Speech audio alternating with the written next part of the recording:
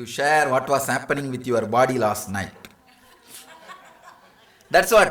See, to do prana pratishtha, I have to feel, I can say that, say, constantly I stay in that Sagaja Samadhi. With that Nirvikalpa Samadhi only this body is functioning. I need to allow that Nirvikalpa Samadhi's energy through the body to energize something physical. See, that linga is physical. So this physical body should become completely Nirvikalpa so that it can penetrate into the Shivalinga.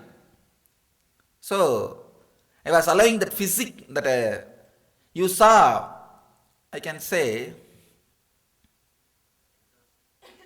not exhausted. Was it exhausting?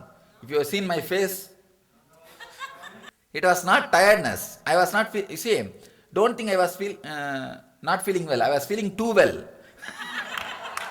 That is the problem. See, it's like a feeling one with the whole thing. If I say move the right hand, the command will not even pass from the brain to this hand. It will go to all right hands. So which right hand to move?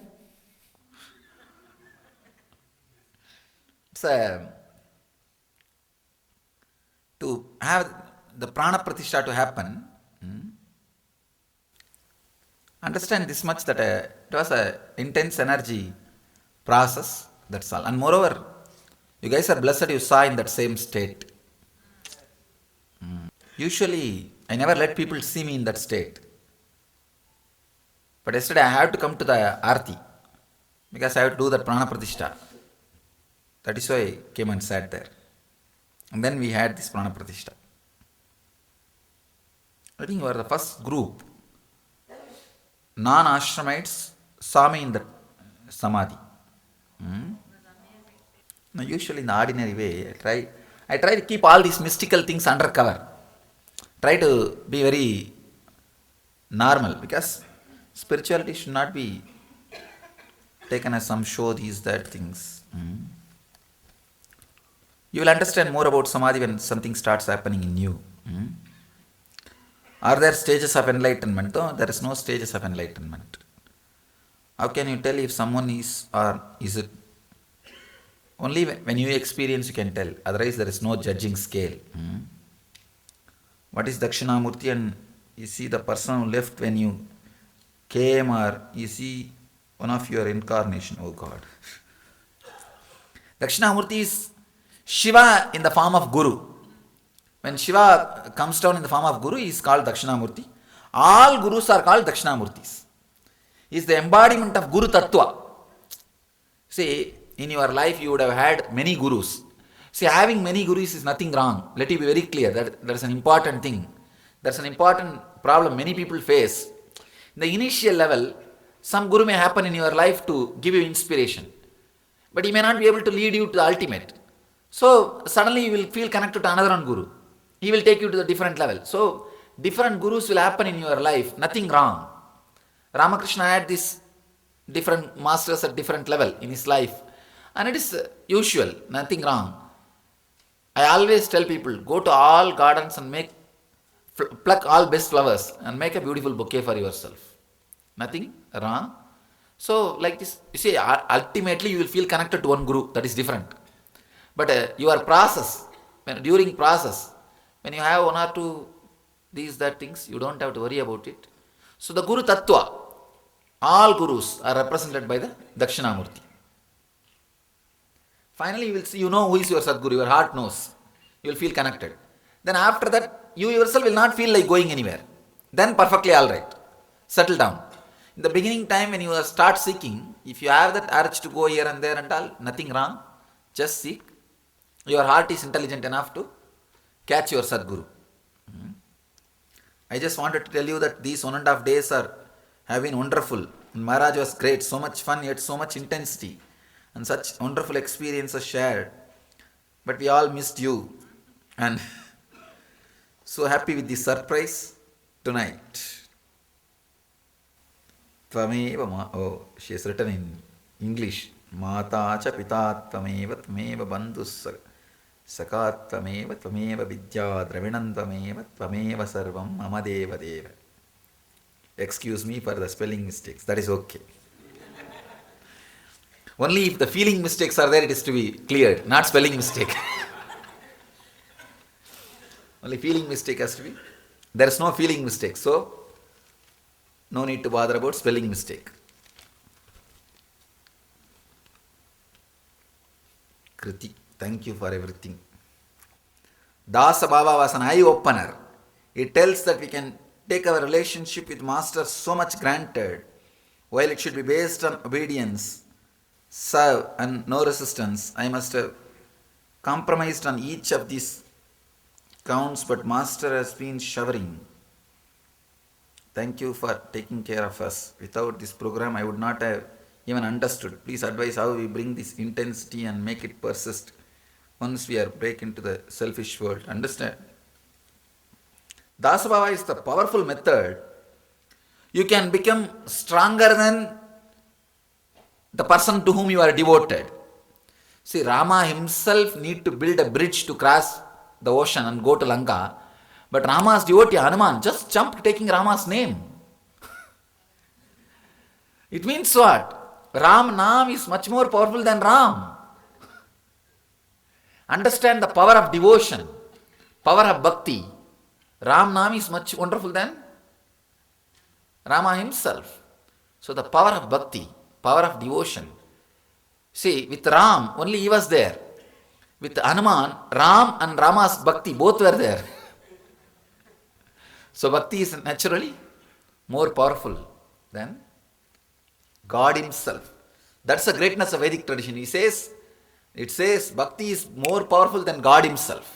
So God is only an object on whom you can project your bhakti and learn to be devoted. That's all. Understand?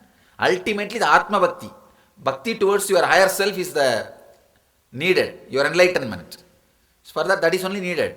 God is an object used outside so that you can learn how to be devoted. Then you can be devoted to the self. That is why in India, all over India, if you see, Hanuman temples are 3 times more than Rama temples.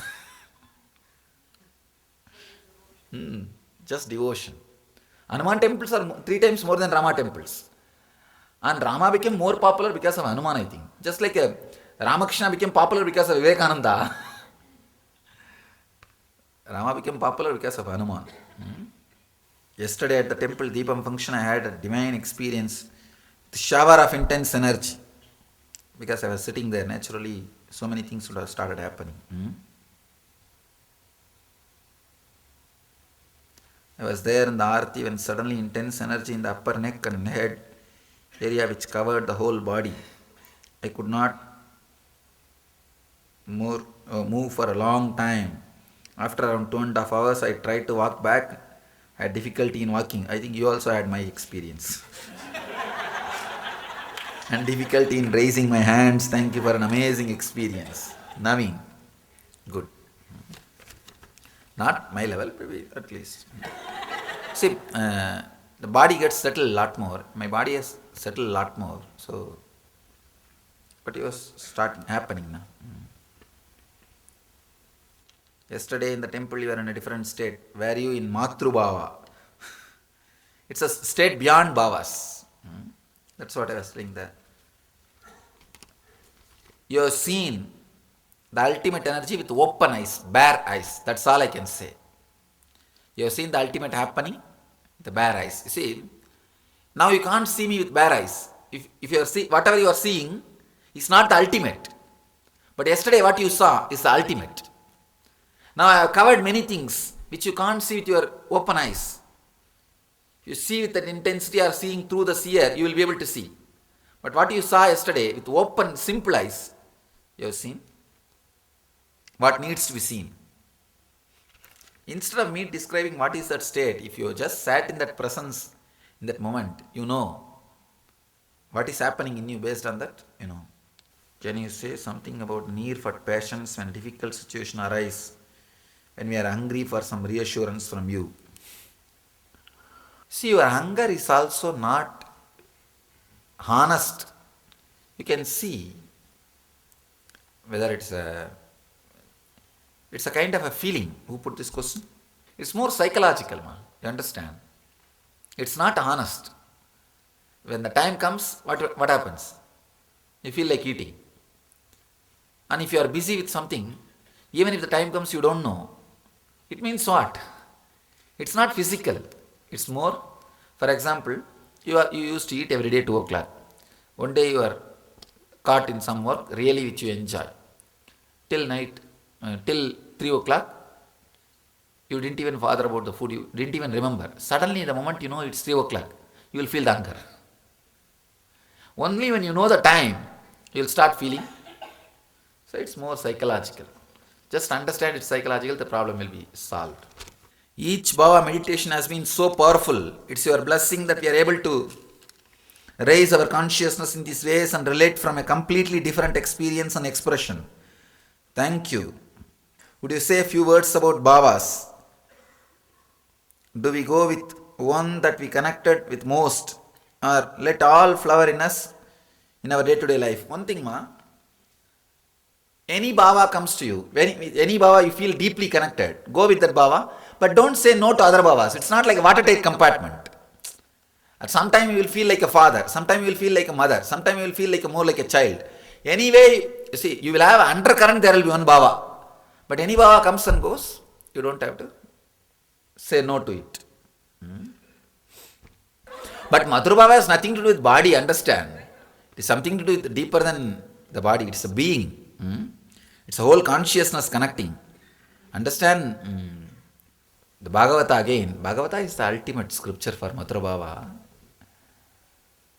The moment I say Bhagavata, so much is coming up. There's traffic jam in the throat. All right, I'll answer.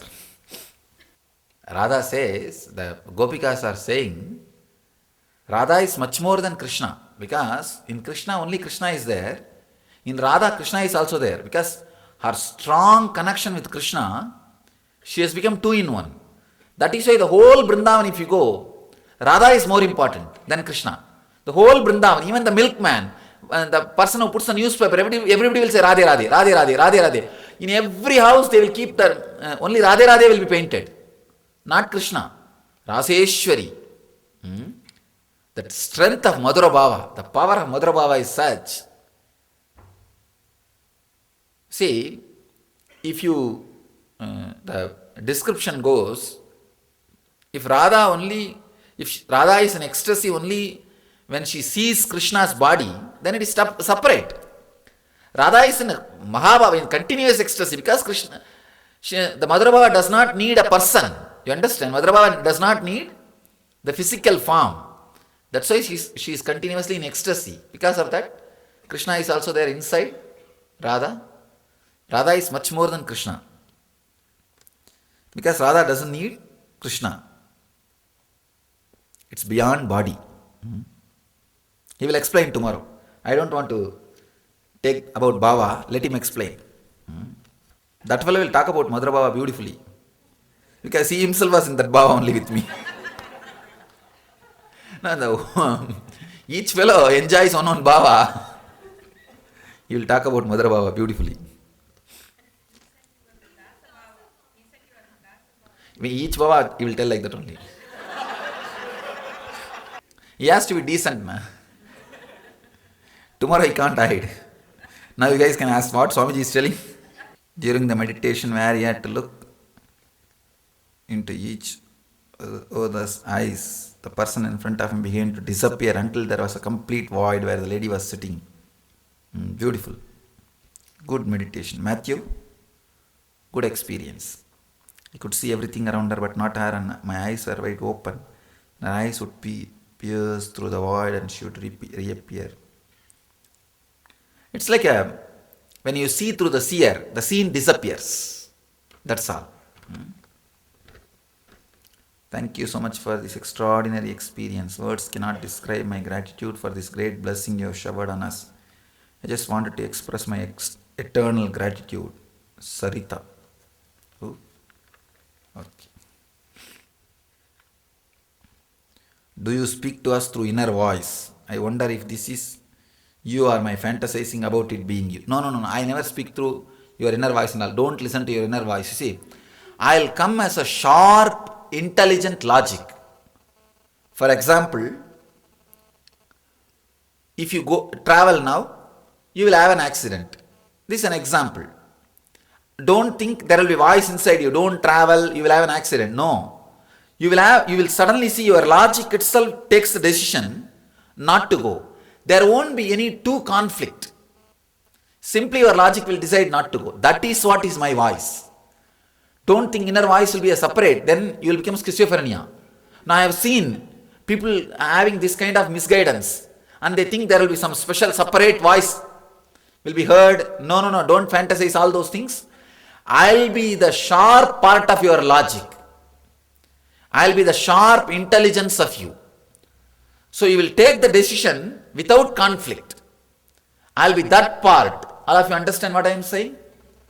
Because we have a very wrong opinion about this inner voice. Especially in the West, some channelizing, all kinds of nonsense goes on. So when I happen in you, I'll sharpen your logic and intelligence. You will take a right decision without having inner conflicts. Then understand, you have an inner voice. I am there. Don't think there will be one voice saying, don't go, you will have an accident. Then your mind will say, no, I have to go, my job is there. And you will come to a conclusion, no, inner voice said, I will not go. No, it will not happen in that way. So be very clear. It will happen as a sharp logical decision. You will have a very clear sharp logic. If I invest here, it will be this. If I go, I think it's not going to work out. You will have a clear intelligence and the decision will come. There won't be inner conflict. All of you understand the difference between what you think about inner voice, and usually from the young age, we are habituated to talk to God and talk for God. No, real. Talk to God and talk for God. I have seen many people, oh Venkateshwara, give me money. Oh, you are saying I will, and they will talk, I will give you the money, put 10% in undi. Okay, all right, as you say, I'll put 10% in undi. But why don't you deduct the 10% and give me the remaining by yourself, even if you don't believe. So we are habituated to talk for us and talk for God. So don't think inner voice will be like the dialogue. No. I'll be a clear, utter, intelligent fulfillment in you as an inner voice. Suddenly you see the decision is non-controversial, unquestioned by your logic. Non-controversial and unquestioned by your being. That's all. Then it's your inner voice. So anything, if you can question or create a controversy, it's not inner voice. Any inner voice comes, try to create a controversy. If you are able to, then it's not inner voice. Forget about it. All of you understand? That's the inner voice. Otherwise, if you are caught with some other idea, you will be fantasizing, hallucinating. Oh, God is jumping on me, He is talking to me, He is telling me it is right, and half an hour after He will tell you it is wrong. And all kinds of the borderline personalities. No, that is a problem. If psychiatric doctors, they know this word. It's borderline personalities. Appa. They'll come and see, all kinds of people will come. See, like an enlightened person is a Shiva. All bhuta, preta, unfit, outfit, all dropouts, everything will gather around him. No, it's a usual thing. Vishnu is very choosy. All the Apsaras, Rambas, Indra, Devata, Menaka, Urvasi, all these guys only will gather in Vaikuntha. Vaikuntha is never described with bhutas and pretas. But Kailash, Baba. Wonderful. There's one more experience. My experience over these past 2 days have been intense. I have felt fire burning and cracking my coconut shell. Initially I was in extreme pain, realizing that my life has been a lot of fantasy. I felt burnt out, my ego hanging from a shredded thread. But now the juice from the coconut is beginning to overflow. And I seem to be in a new space of witnessing my interactions, yet with overflowing love and bliss. Wonderful. Thank you for that beautiful darshan last night. It was the most beautiful experience I had. What an auspicious day for enlightenment. I will really feel blessed and with much gratitude from my entire being. Thank you. Wonderful. We are trying to connect to you in so many ways. Please tell us who you are. Connect and see, that's all. What's your nature? Nature is my nature, that's all. Actually, when you grow, your understanding about me will grow. See, I don't want to make any statement about me. It'll look like a promoting, or I always tell people, I don't want to say Aham Brahmasmi, I am God. I want to prove Tattvamasi, you are God, so that you will understand who is me. That's all. Let me give the experience of Tattvamasi. You are that. You are God. Then you will understand with whom you are sitting. Otherwise, straight away saying, my words won't work for me. My work will speak for me. Thanks for the surprise session.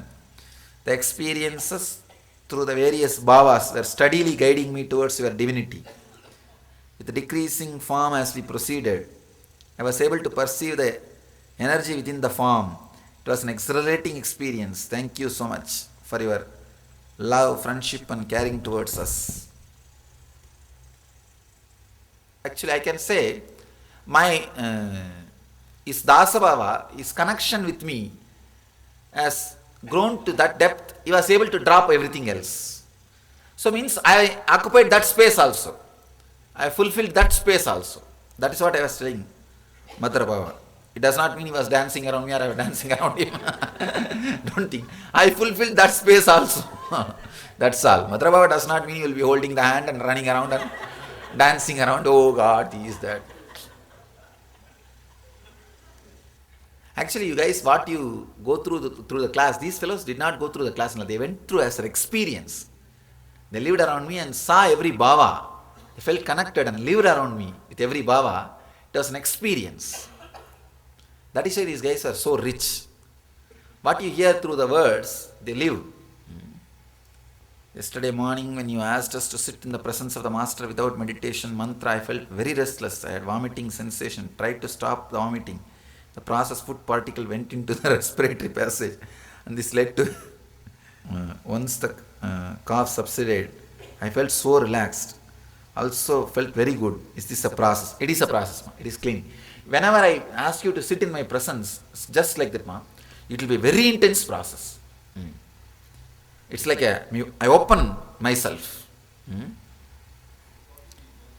It was a great experience to see you in Samadhi. I am indeed very blessed to witness this. So far I have only read about Samadhi. Thanking you so much.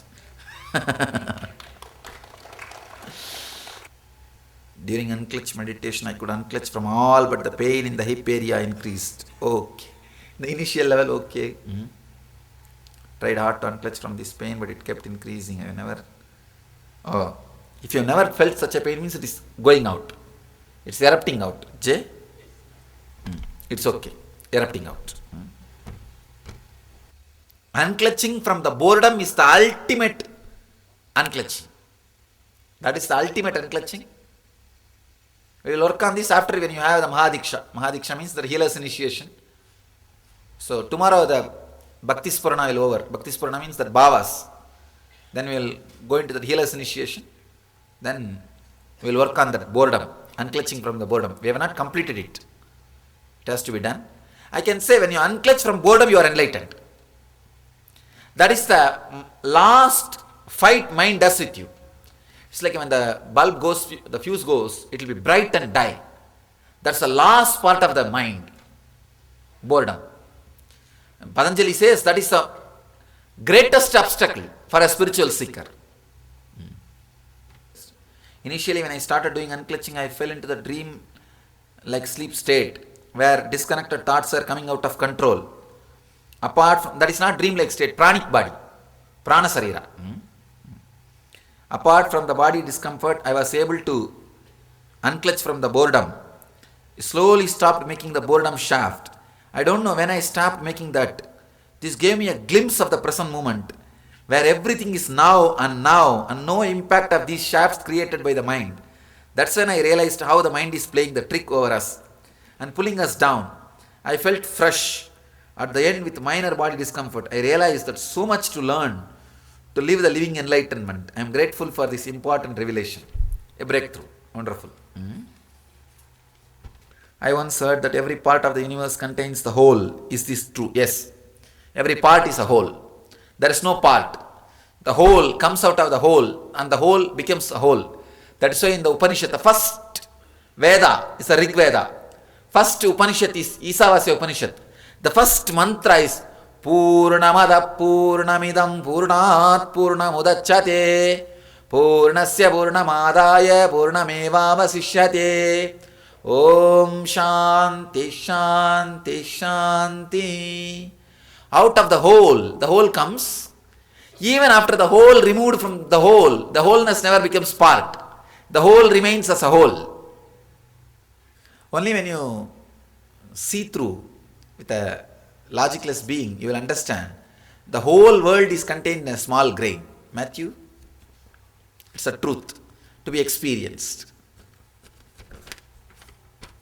First time I understood the Purnamada Purnamidam when I read his book. He had a glimpse, he had a satori. He describes beautifully. If you find time, try to get that book and read. Tertium Organum. Tertium Organum. Tertium Organum. You will have a clear idea about this. How the whole comes from the whole and the whole remains as the whole. Can you please explain your bhava towards Devi? Oh God. Actually, I don't have a separate bhava with the Devi. I am there, that's all. I experience Devi inside this body. I don't experience Devi separately. I experience Devi inside this body. Who? Ravi. I experience Shiva and Devi both inside this body. There is no two separate thing in me. Would you explain exactly what is happening when you have a sit in Upanishad? See, I open myself.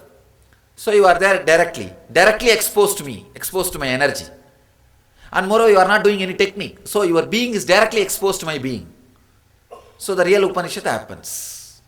Real process happens. Is your energy penetrating us and dissolving clots, raising our frequency? Yes. You can use any word.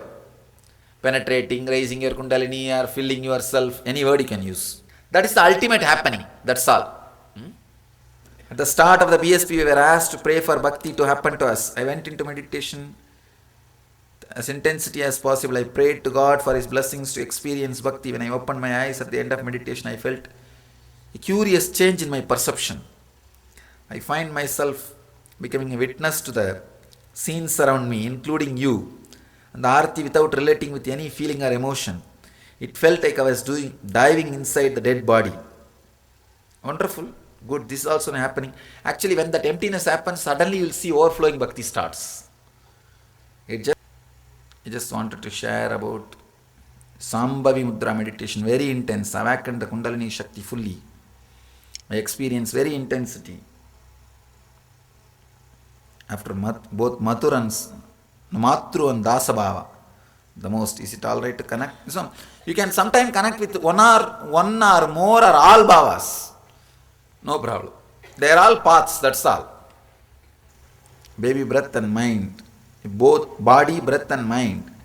And even consciousness is not it. Then what is unclutching, Swamiji? Could unclutching sometimes be like a suppression? No. It can never be. What is that word? Sudha, your question? Who put this question? Oh, another one, Sudha. Be like suppression. No, it's not suppression. Continuously let the unclutching become subtle. When doing Matrubhava meditation, I had a strong childlike memory of Saraswati Murti.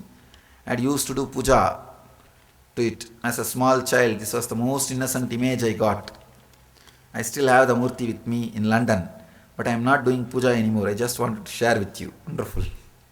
Is it not advisable to practice certain types of meditation at home? For instance, that meditation we experienced, body getting blocked. So don't practice, don't have to practice. Actually, that Kali meditation, nothing wrong in practicing. There are some techniques, which especially Kundalini awakening, even if you practice in the house, nothing will happen. It's a process. My presence does the job. You will be just sitting, maybe some ants will go up. Nothing else will happen. This is a very nice question. Can you tell us with a few words how to prepare for the experience we'll have after completing the program? The shock for the people who will live and work with will be quite significant. Please give us some light on that. They only have to match up. You don't have to bother. You will not even bother about patching up. They will raise to your level and I have to patch up. If they want to live with you and work with you, no problem, it will settle down. Can you please explain what do you mean when you say something is energized? How is it affect us as a person? Does physical presence play a role in receiving energy? Yes, it plays a role in receiving energy. When I say something is energized, the reflection of the consciousness has fallen on that. So it can be used anytime again to connect with the consciousness. Amit, you understand what I am saying? No, you have not understood. For example, if I say this mic is energized, this is no more just an object. There is a life is also added into it. See, ordinarily if you hold this mic and remember me, you will not be able to connect. If I energize this mic, the moment you hold this mic and remember, you will suddenly have that strong connection with me. It's like a cell phone. SIM card is the energizing. Ordinary cell phone, if you press the number, you will not get the line. You will not be able to talk. If you add the SIM card, just press the number, you will have the connection. A spiritual connection will happen through the energized product. That is why the energizing.